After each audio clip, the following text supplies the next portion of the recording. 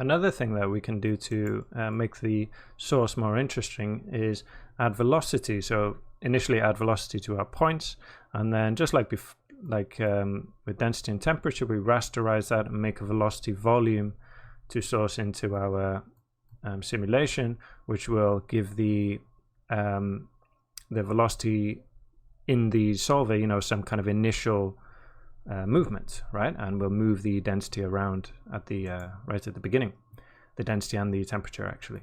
So right under here, once we have our points, okay, so at the moment we don't have any velocity there, we're going to generate that, and you can do that in many different ways. You can add it from a collider, transfer it over, or you know, build it with a point VOP or whatever.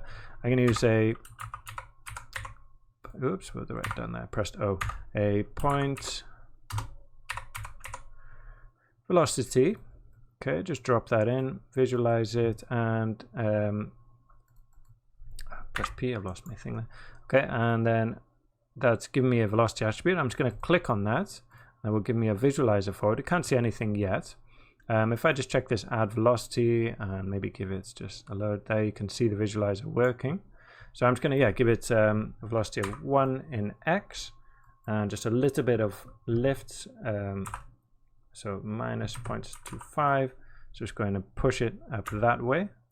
Okay, let's see if we can visualize. Oh, and well, actually, let's finish this, and I'm going to add some noise to it as well before we visualize it, before we actually simulate it. So if we come here, we can add some curl noise. So curl noise is kind of nice, kind of wavy noise, which is good for smoke. So I'm just going to leave that as it is. Maybe bring the scale down a bit, 0.5. Where's that visualizer? Ah, there we go. So you can see the effect there, and that should move with time.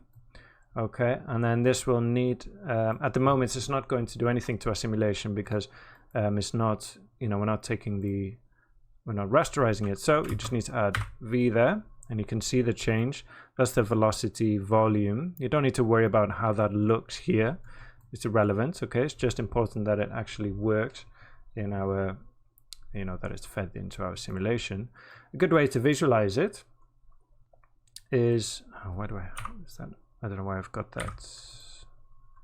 Never mind. Is to use the volume. What's it called? Trail, I think. There we go. Volume trail.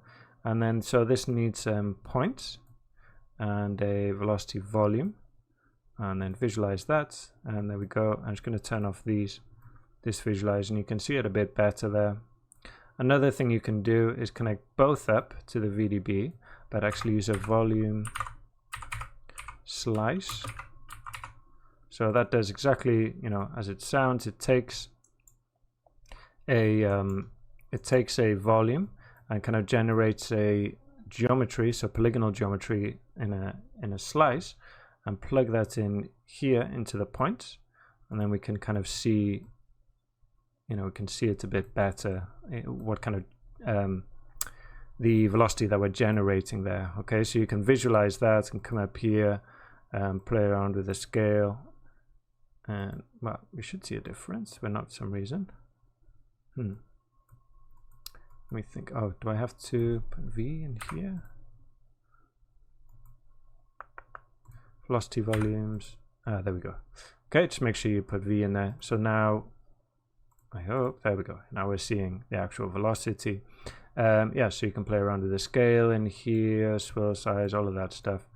I'm just going to set these to default, and the scale, yeah, I want it to 0.5. Okay, and I think that's everything that I wanted to do with the velocity. Oh, I just want to show you this as well. You can kind of move this around. Okay, you see what it's doing there, and then that will show you different parts of your object and how the velocity is working there. Okay, this is kind of handy. Oh, not the trail length, sorry. This is handy with kind of collision geometry if you're generating velocities from your collider, just to have a look, make sure it all looks right and there's no weird spikes in velocity, which can happen.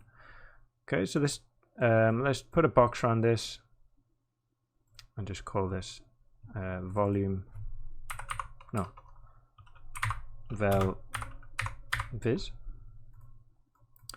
And just gonna make it a bit tidier. Press Alt and click to make one of these little node things. Drop that down here. I'm wondering if we should name these. I think they're all pretty clear. We can see we're adding noise to the density and temperature there. I suppose we can add in here density, temperature,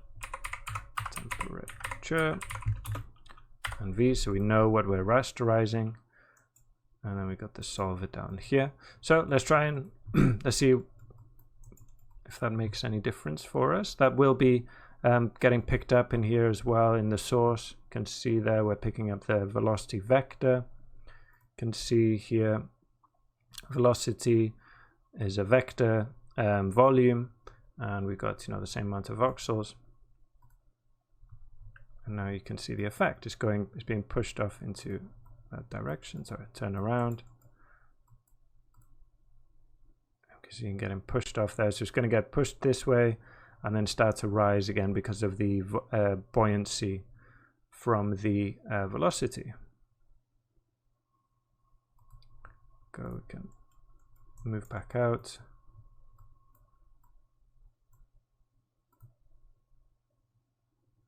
You can see again we're getting something much more interesting than what we had before.